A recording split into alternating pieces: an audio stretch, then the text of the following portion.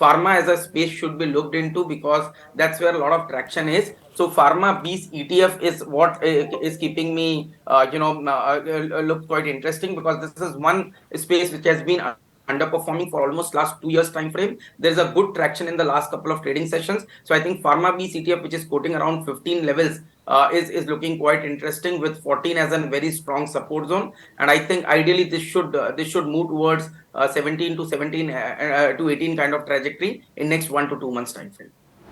Right.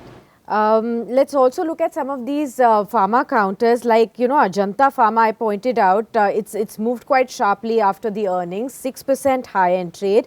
Dr. Reddy's, you have Apollo Hospitals, Divis Laboratories. These stocks are kicking in. A 0.5% improvement now on Cipla as well. It had first tick was in the red, but now you're looking at some movement right there. So these are the pharma counters that are moving. Ashish, how are you looking at Ajanta Pharma, and what would your call be after the 6% move?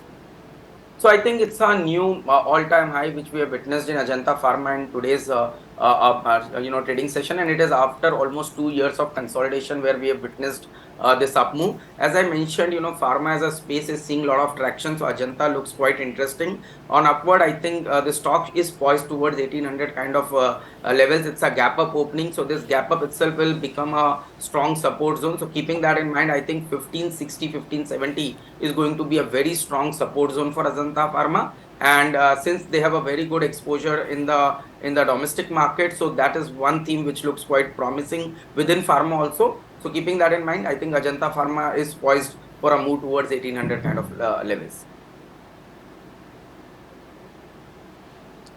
Okay, this is a good time as any to start a look at what the pharma space is doing, and I'll request the PCR to show the Nifty Pharma chart that I had sent.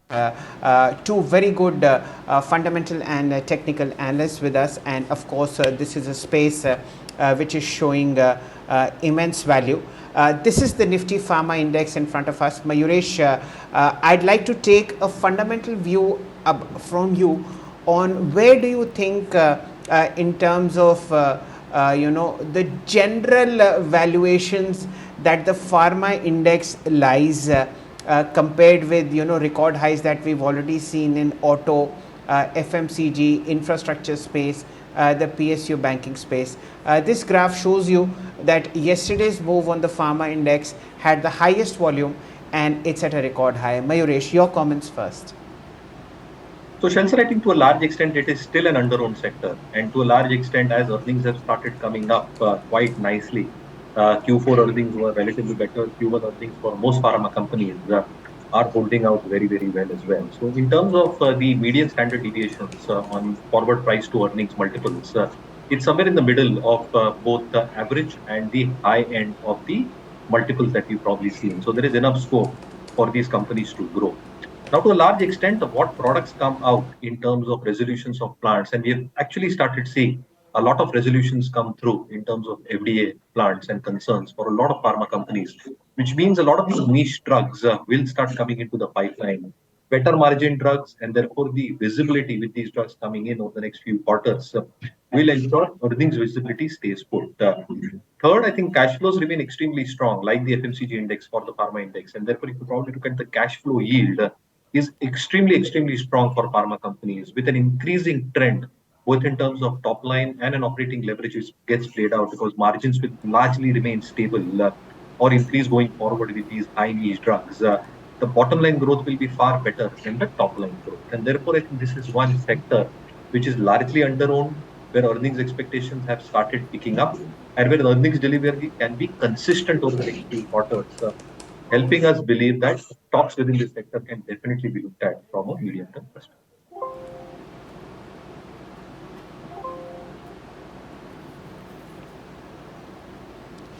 These are the returns that you see on the pharma index over a different period of time. Remember, it's just a 11% CAGR over the last 10-year period. Let's get Ashish Chaturmohta in.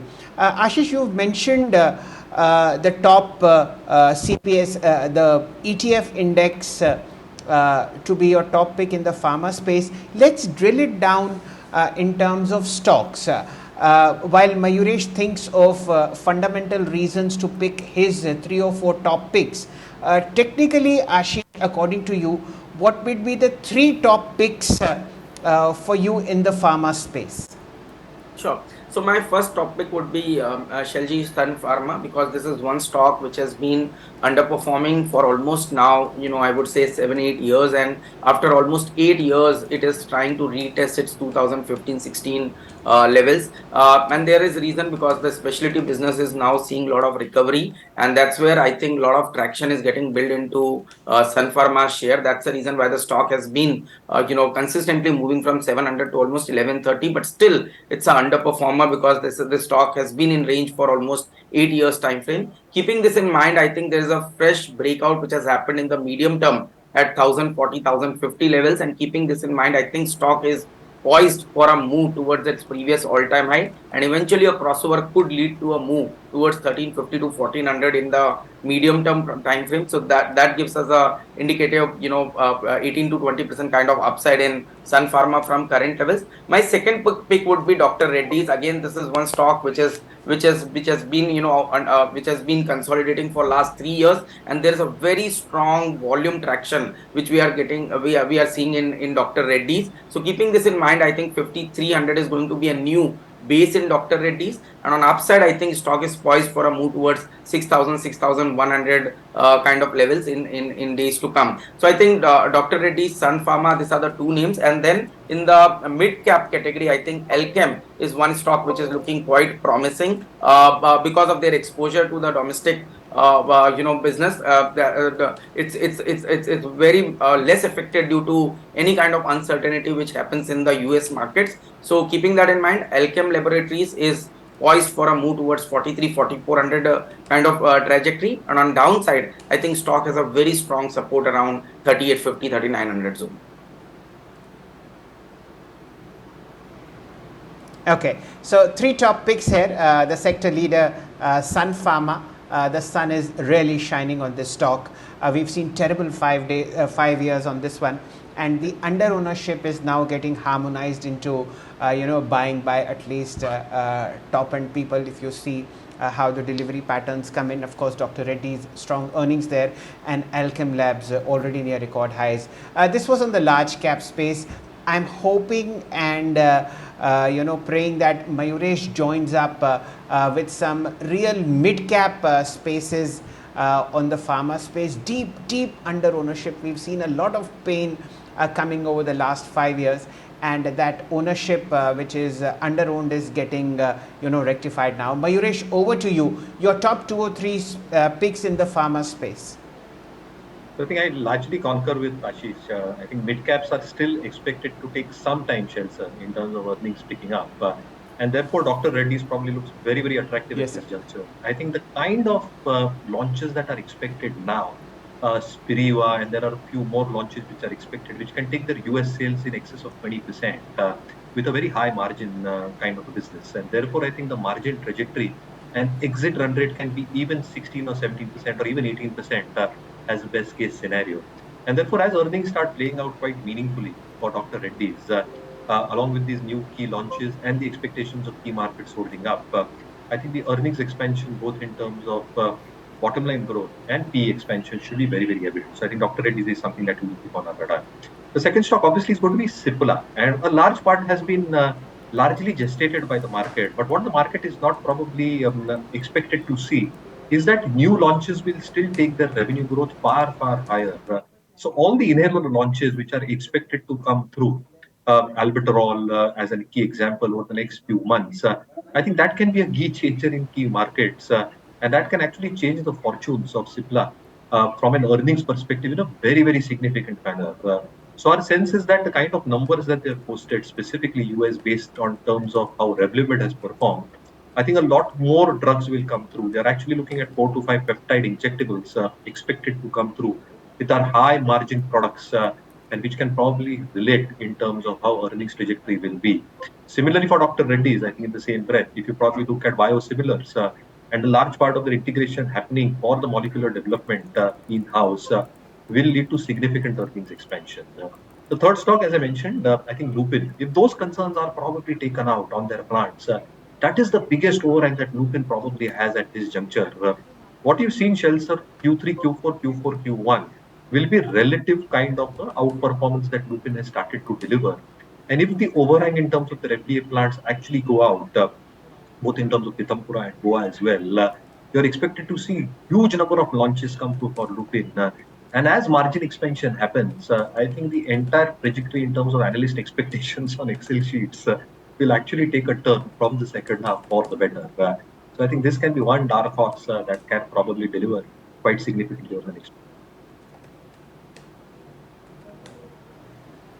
Absolutely. Let's go to Ashish and take his views on Lupin. Thank you, Mayuresh, for those lovely discourses and the two stocks that you shared with us in the pre-open space. Over to you, Ashish, and the Lupin intraday chart is in front of you.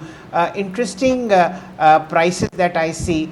Last 4 months of successive gains, and now you are actually likely to see 4 digits coming on the stock after December 2021. Very high short covering happened in the month of July's expiry, and the all-time high for Lupin is, would you believe it, 2141. A very well-known investor, no longer with us sadly, continues to his family office continues to hold a large chunk of Lupin. What are the charts telling you here, Ashish? Sure. So, when we see that the sector is seeing a very strong tailwind, there are a lot of, stocks which have been underperforming for years. We'll see very strong short covering, and as I rightly mentioned in case of Lupin, I think that trend is clearly getting emerged where we expect stock to see strong short covering, and in the last 3 to 4 months time frame, the kind of volume activity which we have witnessed in the stock on every time it has been seeing an uptrend.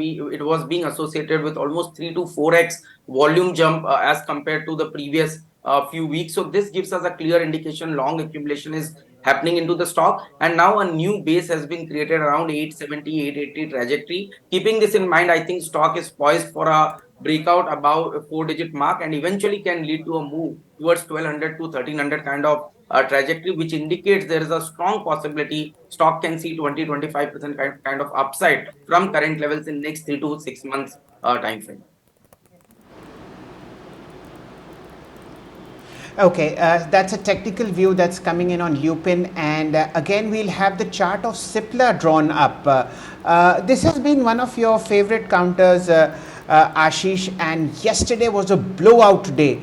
Fabulous earnings that the company announced. It increased its guidance for margin as well as US business, and today we have a business daily saying that a 15 to 20% minority stake is available in this company for the taking, and some PE funds are of course in the race. We haven't confirmed this, but that's there. 1180 on the charts with a very strong breakout volume yesterday of about 14 million shares.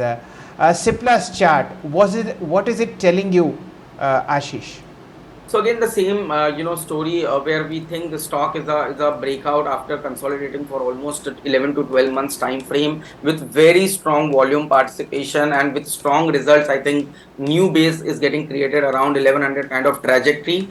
Keeping this in mind, I think again this is going to lead the pharma basket, and eventually I think the way the charts are panning out, it looks like after this breakout we are going to see move towards 1350 kind of trajectory in coming days. And that's the reason why I mentioned about pharma biz, because if you look at the overall contribution coming from the large cap players like Sunpharma, Cipla, Dr. Reddy, or even players like Lupin, or in the mid cap space, if you look at the performance of stocks like Aurobindo Pharma or Glenmark, which has been a clear underperformer for many years, I think this is a time we should seriously look into pharma bees as an ETF to get an exposure to all these pharma names where I think a clear trend is getting emerged from both medium to long term perspective. If you like the video, do like, comment, share and subscribe.